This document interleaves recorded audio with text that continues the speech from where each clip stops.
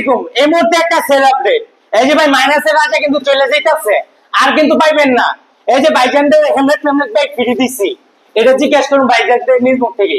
ভাইরা কোথা থেকে আসলো, কত টাকা দিয়ে নিল, সেই সম্বন্ধে জানবো ভাইজান নিজ মুখ থেকে। আসসালামু আলাইকুম ভাই। ভাই ভাই নামটা কি? আমার নাম ইমরান। ইমরান, এটা কত টাকা দিয়ে নিলেন?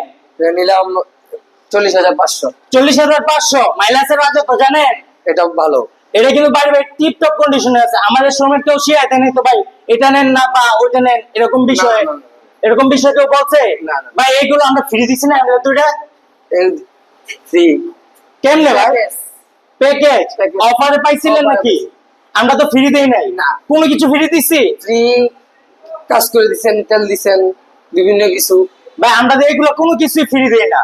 ওইভাবে ফ্রি না, মানে এটা একটা প্যাকেজ, এমনি একটা প্যাকেজ। একটা প্যাকেজের মধ্যে এগুলো পড়ছে, কিছু নাই। ফ্রি কিছু নাই। না।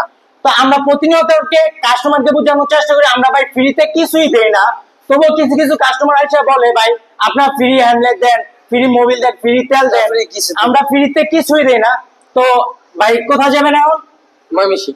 ময়মনসিং। এটা চালাই যাবেন তো? চালা যাবে। ভাইজান যেন সুস্থ সবল ভাবে তার নিজ গন্তব্যে পৌঁছাতে পারে, সেই জন্য দোয়া করবেন। আর আমাদের জন্য দোয়া করবেন, আমরা যেন বাংলাদেশের মধ্যে আরো কম প্রাইসে বাইকগুলো সেল করতে পারি। আর আমাদের লোকেশন হলো গিয়ে নরসিংদী জেলার মাধবদী বাস স্ট্যান্ড।